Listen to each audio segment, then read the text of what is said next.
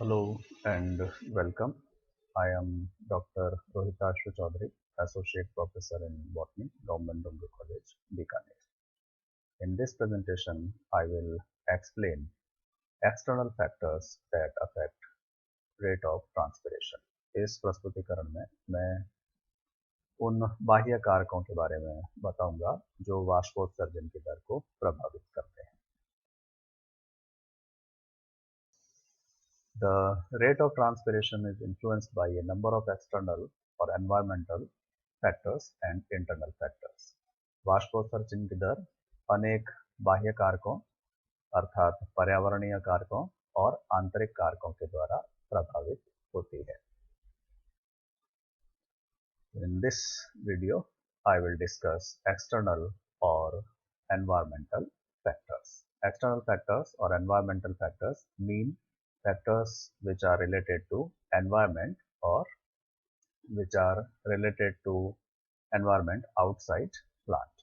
बाह्य कारकों या पर्यावरणीय कारकों से तात्पर्य उन कारकों से होता है जो पर्यावरण से संबंधित होते हैं और पादप के बाहर उपस्थित होते हैं. The first external or environmental factor is relative humidity.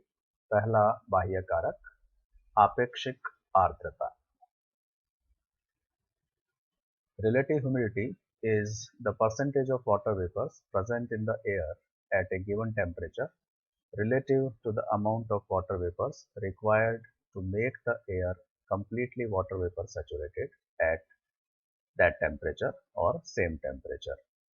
आपेक्षिक आर्द्रता से तात्पर्य है किसी भी तापमान पर वायु में उपस्थित जल वाष्प की मात्रा उसी तापमान पर वायु को पूर्ण रूप से जल वाष्प संतृप्त करने के लिए आवश्यक जल वाष्प की मात्रा की तुलना में.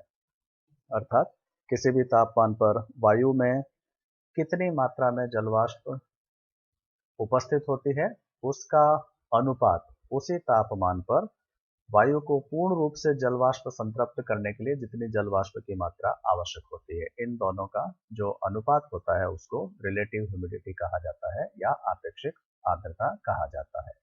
Ratio of water vapours actually present in the air and water vapours required to saturate atmosphere और air completely water vapour saturated. वह अनुपात वायु में वास्तव में जल वाष्प की मात्रा का उपस्थित जल वाष्प की मात्रा का अनुपात उसी तापमान पर वायु को पूर्ण रूप से जल वाष्प संतृप्त करने के लिए जितनी जल वाष्प की मात्रा की आवश्यकता होती है, इस अनुपात को आपेक्षिक आर्द्रता या रिलेटिव ह्यूमिडिटी कहा जाता है. The relative humidity of the atmosphere governs its vapor pressure deficit or DPD or water potential. आपेक्षिक आर्द्रता ही वायुमंडल के जल वाष्प न्यूनता को प्रभावित करती है या डिफ्यूजन प्रेशर डेफिसिट विसरण दाब न्यूनता को प्रभावित करती है या इसका नियमन करती है, या दूसरे शब्दों में कहें तो वायुमंडल का जो जल विभव या वाटर पोटेंशियल है वह रिलेटिव ह्यूमिडिटी के द्वारा ही नियंत्रित होता है या कंट्रोल होता है, गवर्न होता है. DPD of atmosphere is inversely proportional to relative humidity. वायुमंडल की जो विसरण दाब न्यूनता है, डिफ्यूजन प्रेशर डेफिसिट है, वह आपेक्षिक आर्द्रता के प्रतिलोमानुपाती होता है. अर्थात जितनी आपेक्षिक आर्द्रता अधिक होगी उतना ही विसरण दाब न्यूनता का मान कम होगा या जल वाष्प न्यूनता वेपर प्रेशर डेफिसिट का मान कम होगा या उतना ही जल विभव तुलनात्मक रूप से कम होगा.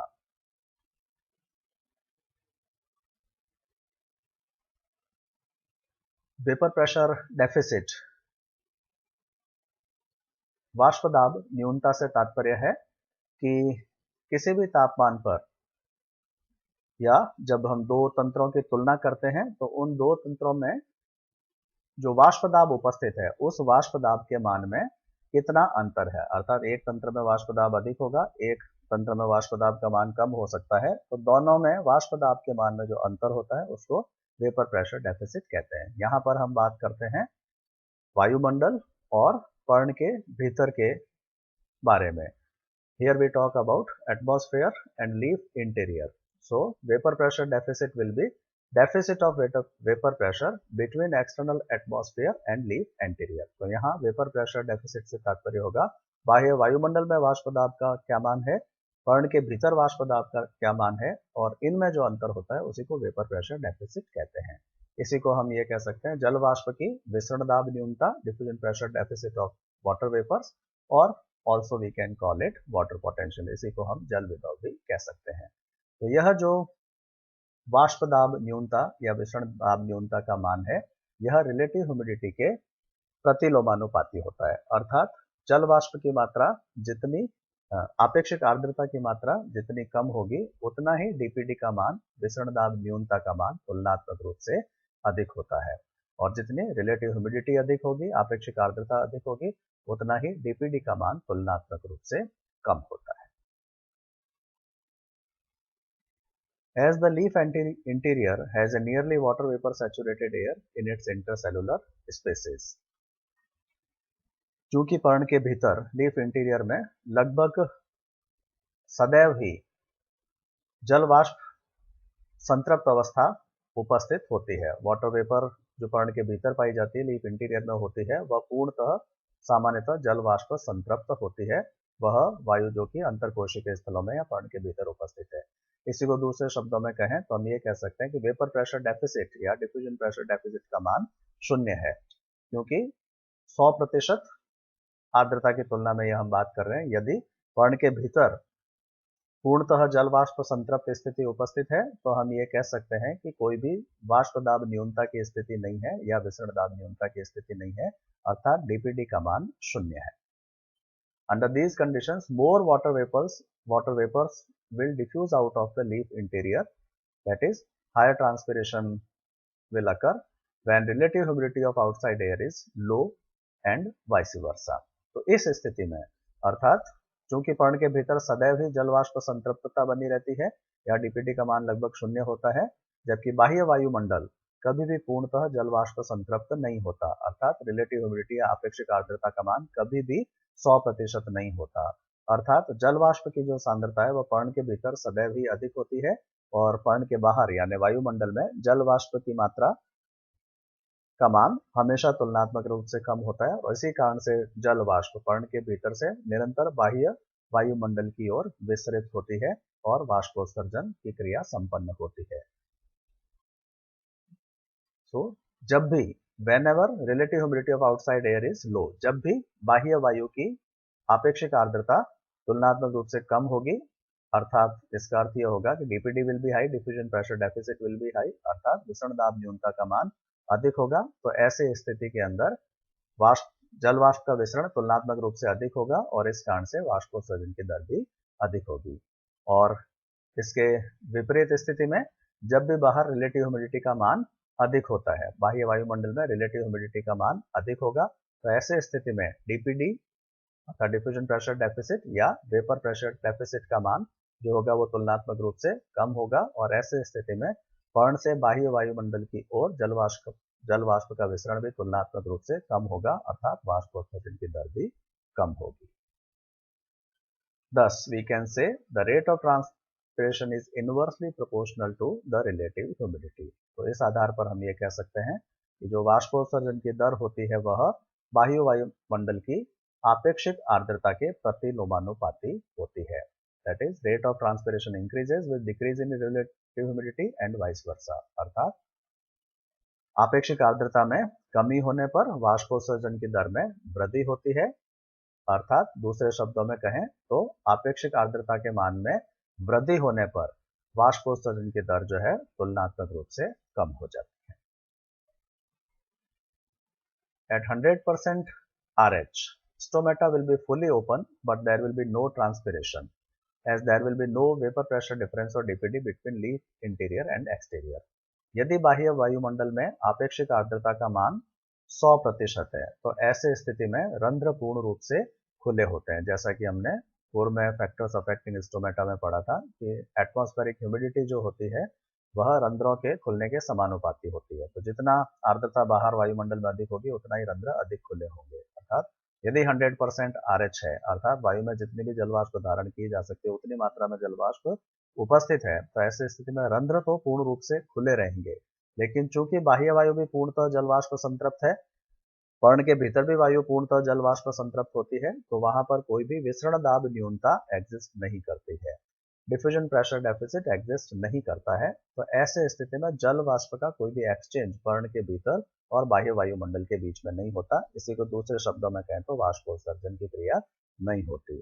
तो this is the only condition when there will be no transpiration even though stomata are fully open. तो यही एकमात्र वह स्थिति है जब रंध्रों के पूर्ण रूप से खुले होने के उपरांत भी वाष्पोत्सर्जन की दर शून्य होती है, क्योंकि पर्ण के भीतर और बाह्य वायुमंडल में किसी भी प्रकार की जल वाष्प की सांद्रता का अंतर नहीं होता है, वेपर प्रेशर डेफिसिट नहीं होता है, जल वाष्प में कमी नहीं होती है। बाहर जितनी जल वाष्प सांद्रता होती है उतनी ही पर्ण के भीतर भी होती है, और इस कारण से कोई भी जल वाष्प का विसरण नहीं होता या वाष्पोत्सर्जन की क्रिया नहीं।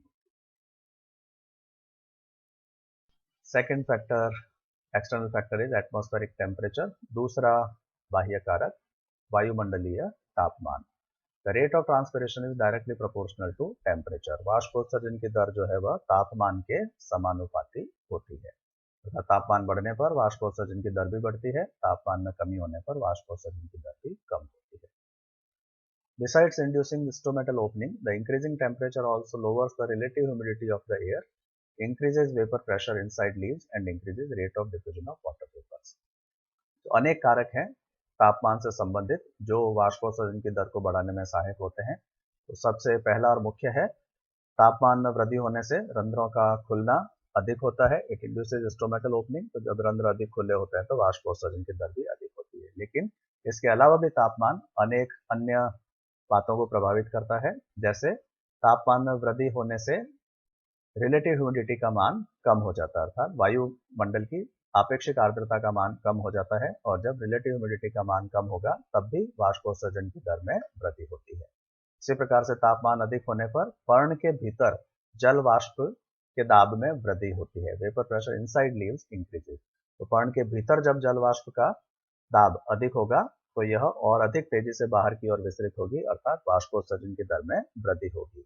और साथ ही तापमान बढ़ाने से विसरण की दर भी बढ़ती है। तो जल वाष्प का बाहर की ओर जो विसरण है उसकी दर भी तापमान में वृद्धि से बढ़ती है। तो इस कारण से भी वाष्पोत्सर्जन की दर में वृद्धि होती है। तो यह सब कारक मिल करके जब तापमान में वृद्धि होती है तो वाष्पोत्सर्जन की दर में वृद्धि में सहायक होते हैं। So all these factors combinedly help in increasing rate of transpiration when there is increase in temperature. For every 10 degrees Celsius rise in atmospheric temperature, vapor pressure inside leaves doubles, while relative humidity decreases by 50%. तापमान में 10 degree Celsius की वृद्धि करने पर, वायुमंडलीय तापमान में 10 degree Celsius की वृद्धि करने पर पर्ण के भीतर जो जल वाष्प का दाब है वह लगभग दुगुना हो जाता है, और बाहर आपेक्षिक आर्द्रता का मान जो है लगभग 50% कम हो जाता है। तो इस कारण से वाष्पोत्सर्जन की दर बढ़ती है, क्योंकि ये दोनों ही चीजें वाष्पोत्सर्जन की दर को बढ़ाएगी। पर्ण के भीतर वेपर प्रेशर बढ़ने से भी वाष्पोत्सर्जन बढ़ता है, और बाहर आपेक्षिक आर्द्रता कम होने से भी वाष्पोत्सर्जन बढ़ता है। तो इस कारण से तापमान में वृद्धि होने से वाष्पोत्सर्जन की दर में वृद्धि होती है। However, as leaf temperature does not rise corresponding to rise in atmospheric temperature due to cooling effect of transpiration, the increase in transpiration with increasing temperature is comparatively less. तो यद्यपि तापमान में वृद्धि होने से वेपर प्रेशर पर्ण के भीतर दुगना हो जाता है और बाहर आपेक्षिक आर्द्रता लगभग आधी हो जाती है, तो हम ये कह सकते हैं वाष्पोत्सर्जन की दर में लगभग 4 गुना वृद्धि होनी चाहिए, 4 times increase rate of transpiration में होना चाहिए जब तापमान में 10 डिग्री सेल्सियस की वृद्धि होती है। लेकिन वास्तव में ऐसा नहीं होता, क्योंकि बाह्य वायुमंडल में तापमान में वृद्धि होने पर पर्ण का तापमान उसी अनुपात में नहीं बढ़ता है, क्योंकि वाष्पोत्सर्जन के कारण पर्ण के तापमान में कुछ कमी भी आती है। Transpiration has a cooling effect. Transpiration की क्रिया होने से पर्ण शीतल भी होती है, ठंडी भी होती है। अतः जिस अनुपात में बाह्य वायुमंडल का तापमान बढ़ता है उस अनुपात में पर्ण का तापमान नहीं बढ़ता, और इस कारण से वाष्पोत्सर्जन की दर में जितनी वृद्धि तापमान में वृद्धि के साथ होनी चाहिए, वस्तुतः वाष्पोत्सर्जन में वृद्धि उससे कम अनुपात में होती है, तुलनात्मक रूप से कम होती है। वेरी हाई टेम्परेचर में cause desiccation and closure of stomata. तापमान जब बहुत अधिक हो जाता है तो उससे शुष्कता की स्थिति उत्पन्न हो जाती है, जिससे रंध्र बंद हो जाते हैं और वाष्पोत्सर्जन भी बंद हो जाता है। इसी प्रकार से यदि तापमान बहुत कम होता है तो उस स्थिति में भी रंध्र बंद हो जाते हैं और जिससे वाष्पोत्सर्जन की दर में कमी आती है। So very low temperature and very high temperature, under both conditions there will be closure of stomata and therefore there will be a decrease in rate of transpiration.